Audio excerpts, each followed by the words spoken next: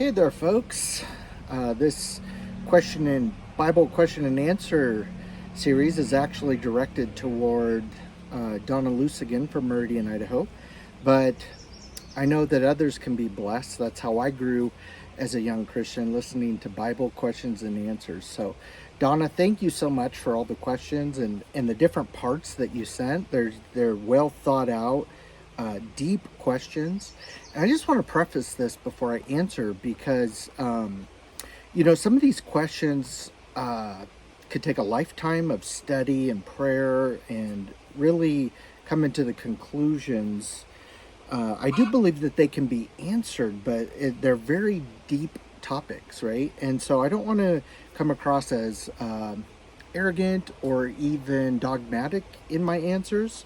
But through my study, through my prayer, these are the answers that I came up with. And I know that I'm not alone in this. There's a lot of different Christian opinions on some of these questions and how people interpret them and look at them. So let's start with your first question. I was going to do it last. I'm going to go in reverse. Okay, you said, maybe this wasn't your first question. Maybe this was... Anyway, you asked this at one point. Maybe it was the last one. But in Genesis 5:32, you're wondering if Noah had other kids besides Shem, Ham, and Japheth, since he was 500 years old when he had these guys. Wow, 500 years old for your first kids. And if so, if he had other children, why didn't they make it onto the ark? Well, to me, this question is a pretty straightforward one, in that the scriptures are silent on if Noah had any other children or not. And so where the Bible is silent, we don't want to speculate too much, okay? So there's no other children that are mentioned. And but I also want to share a part of the genealogy with you. That was, your question came from the genealogy in Genesis 5:32. I want to share with you a little bit later the account of the ark in Genesis 6:18, because this is what the Lord said to Noah. But I will establish my covenant with you, and you shall go into the ark, you, your sons, your wife, and your sons' wives with you. Okay. Now, this is really important because in the genealogy that you had brought forth, there's only three sons mentioned, right? Shem, Ham, and Japheth, okay? Now, when it comes to them getting on the ark, it specifically says your sons, your wife, and your sons' wives with you, okay? Now, also, when they get off of the ark, there are no other children mentioned besides Shem, Ham, and Japheth, okay? So I find it interesting that the Genesis 6:18 passage refers to his sons and your wives' sons with you, okay? So this is speaking of Noah's daughters-in-law, okay? And so why would the scripture take the time to mention the daughters-in-laws getting on the boat, but not mentioning any other children if he had any other children? Now, just for argument's sake, I'm willing to speculate a little bit on this. And that's that there is the truth that in some of the genealogies, some generations can get skipped and they are not exhaustive. Sometimes a generation may get skipped or not all the children are mentioned within the genealogies. We just have to remember that the genealogies are there to take us from one focal point or one person in the Bible to the next patriarch or to the next person who's being taught on, okay? And so whenever the focus changes in Genesis, you have a genealogy that will carry you from that person to the next. And so given that truth, they weren't exhaustive. And in fact, rarely are women mentioned, so Noah possibly could have daughters. But if they were left out of genealogy, then they were also left out of the story of the flood, okay? So this is pure speculation. But how would we answer that if Noah were to have other sons and daughters, and then they weren't mentioned? Well, this isn't too difficult for us to explain. It's very similar to the dilemma we have today.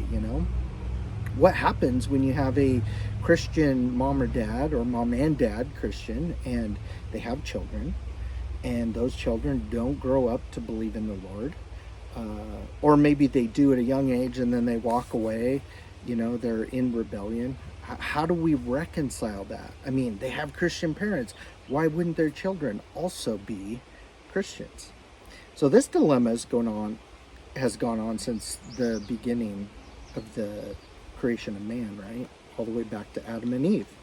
So, if Noah had other children and they didn't make it on the ark, it would have solely been out of the fact that they were in unbelief. They were in rebellion. They didn't trust God, okay? They were unbelievers. See, Noah was a preacher of righteousness. He preached righteousness. Many Bible scholars believe that he preached for 100 years that the flood was coming, okay? Now, the other part that might be a little bit of a challenge for us is the fact that he's 500 years old, right? When people live to be 900 years old, 500 years old would be a little higher than middle age, right? I mean, you're a 40-year-old man having 3 children. Still happens today. But we kind of have to consider that scaling, if you would, that potentially their growth and their development could have been much slower, along with the dying process, right? They would grow to maturity, and then they would slowly die, unlike where today we die rapidly, okay? So that, him having children at 500 years is no big deal whatsoever. But did he have children that that did not make it on the ark? We don't know. That's only speculation. But if he did, it's purely because they did not believe the message of salvation. They did not believe the message that God was going to judge the earth, right? And how many people are in that boat today?